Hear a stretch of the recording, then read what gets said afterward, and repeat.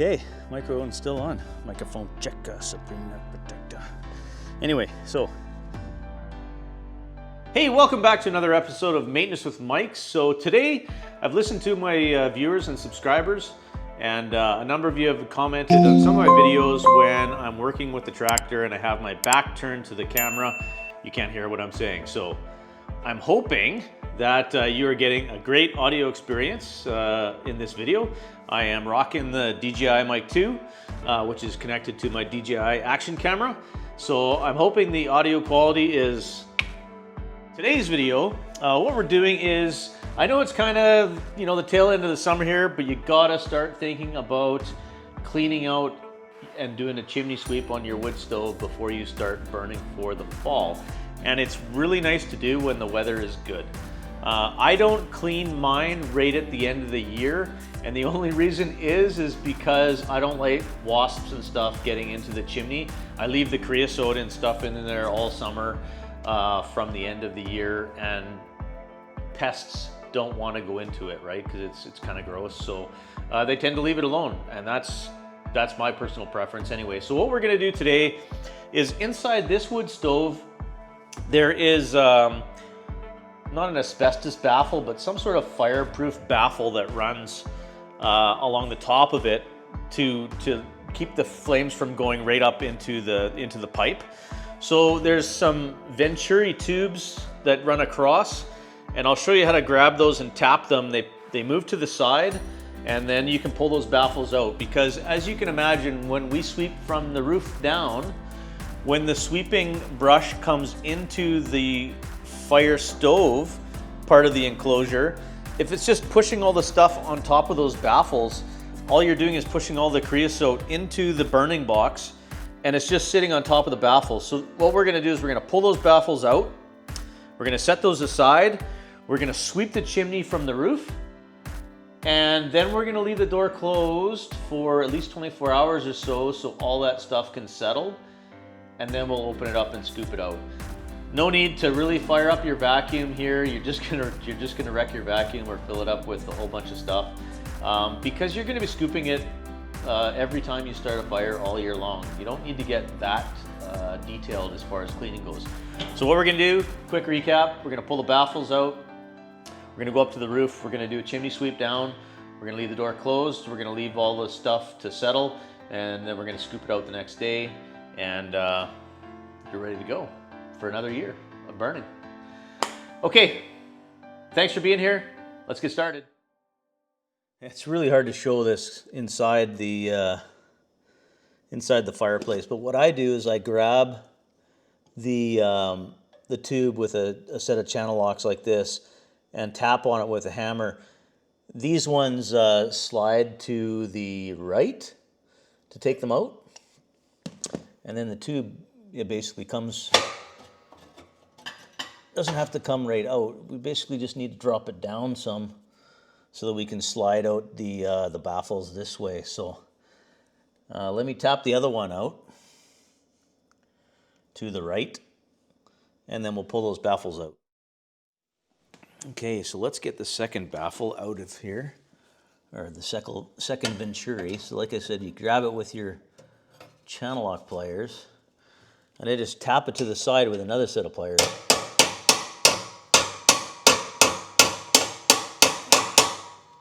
And hopefully it comes out. They're not easy to get out, that's for sure.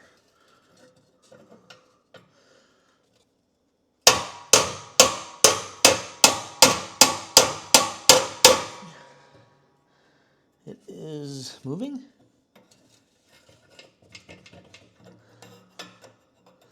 Well, let's try tapping this one the other way.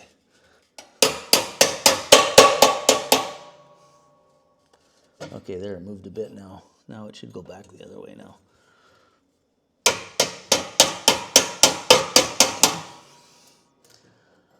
Oh boy. Well, it does not want to come out of there.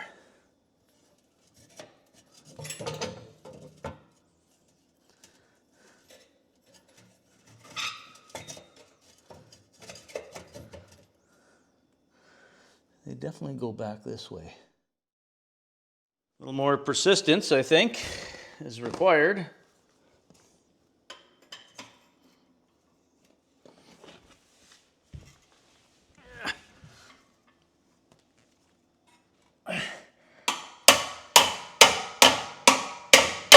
There we go. See, that just popped out of there. So now we got both these hanging down now, and there's our baffles. You can see have dropped. I'm just gonna slide this baffle here up on top of, you don't want to break these, eh? That would be bad. Let's see if I can get this left one out first.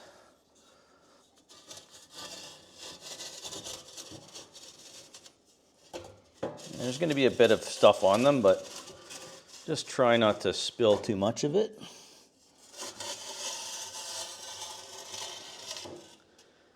There, so there's the one baffle. You see all this stuff here? You would just be pushing all the creosote down on top of these baffles. So I've got a bucket here right beside me, fire bucket, that I'm just going to set this, you know what? I'm just going to take this right outside. I just cleaned off that baffle off outside, and I'm just going to put it in the bucket here, right beside the fireplace, so they don't go anywhere. I'll do the same with the other one. I'll take it out, take it right outside. And you can leave these two Venturi tubes hanging down for now, until we clean the fireplace. And then put the baffles back in. So then you want to take this one, slide it all the way to the left and pull it out. It's got a bunch of stuff on it here too, so I'm going to take that right outside. So back at the very back now, you could stick your hand right up inside the actual chimney pipe. So when we push the broom down from the top, it'll come into the fire chamber now, whereas what I was trying to explain before is it would hit the baffles and basically just push all the creosote on top of those baffles, which is not really cleaning it at all. So that's it for inside. We're going to close up this door, like I said, and now we're going to go outside and we're going to sweep the chimney. We'll take the cap off, we'll sweep the chimney, and then we're going to leave the door closed for 24 hours and then shovel it out, and you can then put everything back and burn. Okay, so one thing I really want to caution everyone on is you can see that the chimney is over here that needs to be worked on. The power comes into our house way over on this side here. So I know these are fiberglass poles, but be very mindful of your surroundings when you're using these and where they're going to while they're laying on the roof. You don't want anything coming over here near this electrical. Okay, so we're gonna walk way over here to this side of the house here. Now in my case, I have a cap that has to come off. And this cap is held on with a Robertson screw. So I'm gonna have to go get because it was damaged here, I guess, so it doesn't twist lock on very well anymore. So it's held on with a screw so it doesn't come off. So let me go grab a Robertson screwdriver.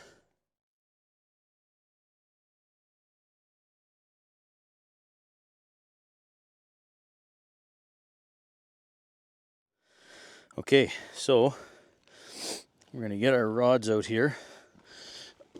We're gonna get our polymer brush, which has got a threaded end that matches these rods, right?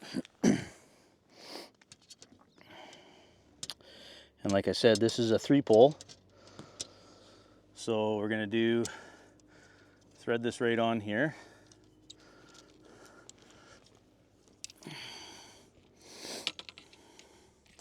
So there's the brush on. And I find for me, it's just as easy to thread them all on right now, because you have to go up and down anyway, so you have to deal with the whole thing at some point in time. So I just thread them all together now. I find it just as easy. course, I'm using my wrong hand to thread it, so it's not really wanting to go on there very well.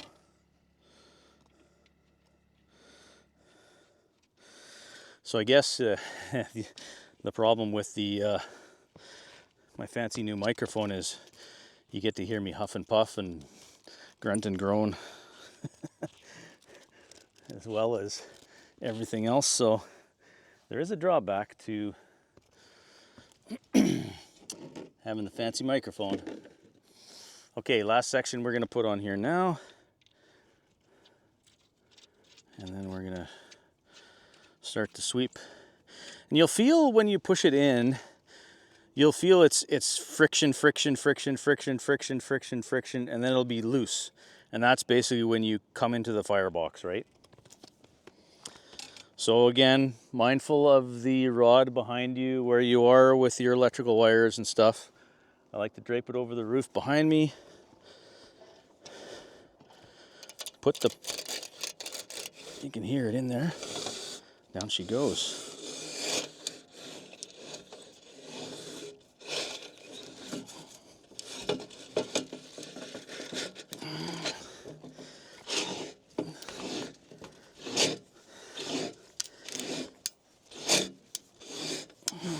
You want to do that quite a few times.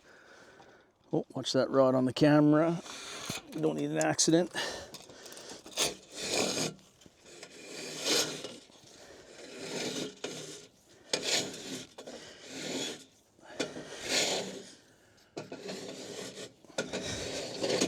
There, it just let go, right? So now we've got we're inside the burning box now. There, now we've just entered the pipe again.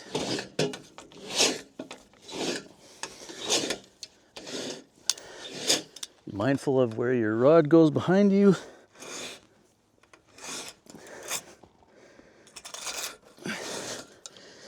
I like to do this, I don't know, 4 or 5 times, I guess.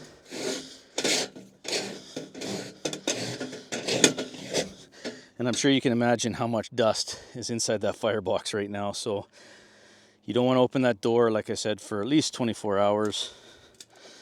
So that you can make sure all the dust is sort of settled, right?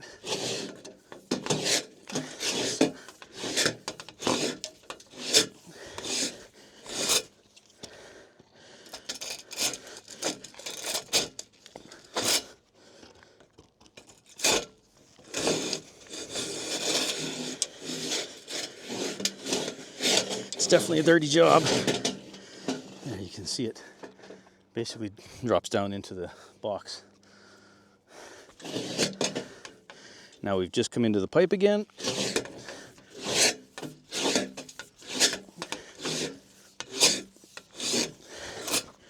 There. How about we do one more for good measure, eh? What do you think?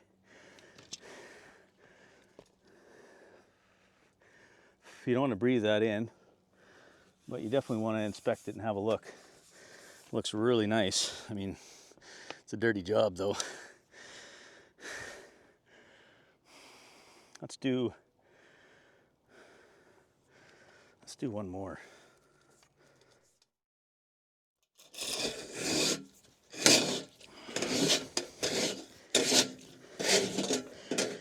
See, it's tight, tight, tight.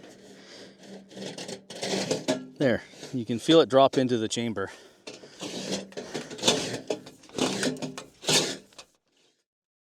Let dust settle for a second here, and then we'll show you what it looks like inside there. It's going to be much cleaner.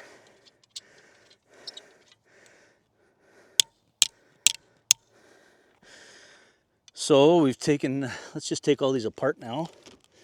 We can put our polymer brush. It's very coarse still, eh? It's pretty aggressive.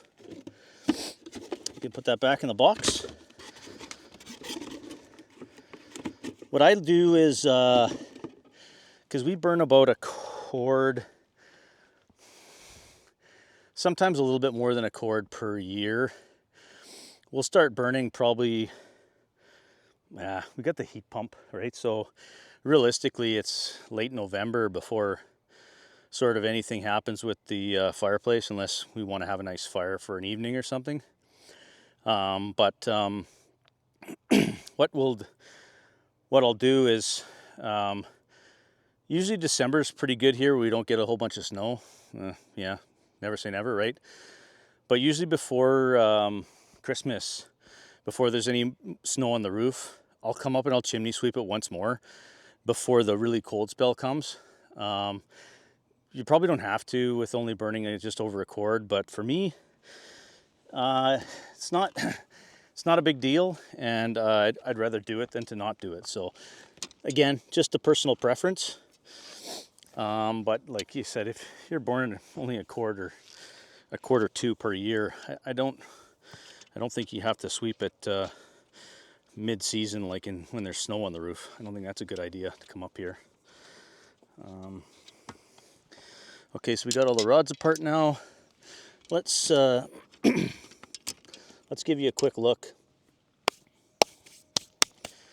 at the inside now.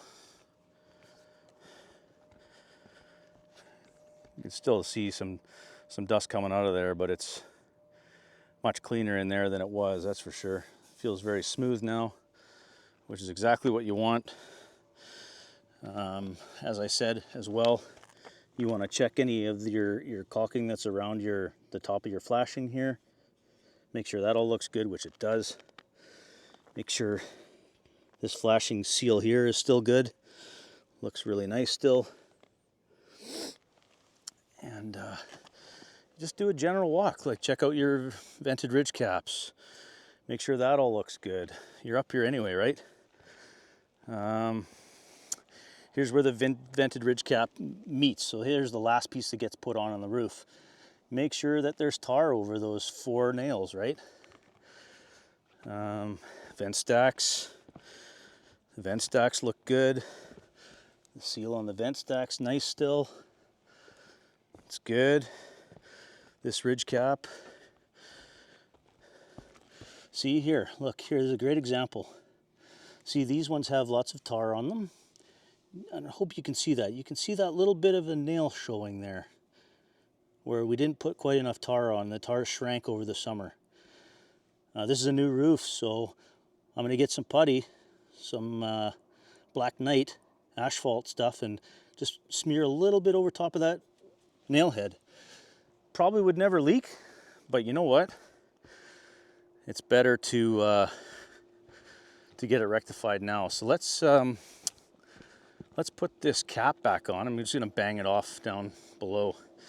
Get all the stuff off of it here first. Okay, microphone's still on. Microphone checker, Supreme Neck Protector. Anyway, so you don't need it spotless, but you should be able to get a lot of the creosote out of the cap here. I'm a huge fan of Spray 9. Not Simple Green, not the same stuff. Spray 9 works way better, in my opinion, than Simple Green. So yeah, you just want to clean it up. So this is just a temporary screw to hold it from blowing off in the winter, is the idea. It snaps on there pretty good, but this just keeps it from twisting. Okay, so this is what I showed you earlier. That little nail thing there that we were gonna just put a little bit of Black Knight on there. I was gonna squeeze a little bit off on our fingers with our glove here. We're just gonna make sure that little nail head's covered now, eh?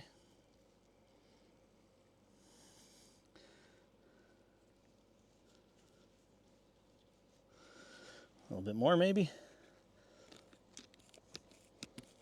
Whoa, whoa, whoa, whoa, whoa, whoa, whoa, whoa, whoa, whoa, whoa, whoa, whoa, whoa, whoa, whoa, whoa, whoa, whoa, whoa. Black Knight madness. Okay, that's way too much. touching up this one here. So that one's good. This one we'll put a little bit more on there, float a little bit around there.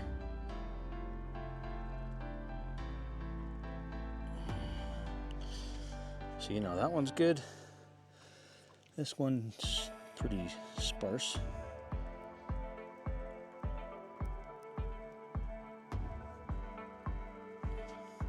And that one's got a fair amount on it. Hey, thanks for watching another episode of Maintenance with Mike. So that is sweeping your chimney and cleaning it out to get ready to burn for another winter season. I appreciate you watching the video. Just a word of caution quickly as well. Make sure you know where your power lines come into your building. Make sure you know where those rods are at all times when you're sweeping the chimney. And be safe on the roof. Make sure there's another person home, or carry your cell phone and make sure somebody's in contact with you. Yeah, be very safe on the roof. So lots of accidents happen on roofs, and we don't want to be a statistic. So if you like these videos, maybe consider subscribing to the channel, share them with a family member or friend. We'll see you on the next one. Cheers.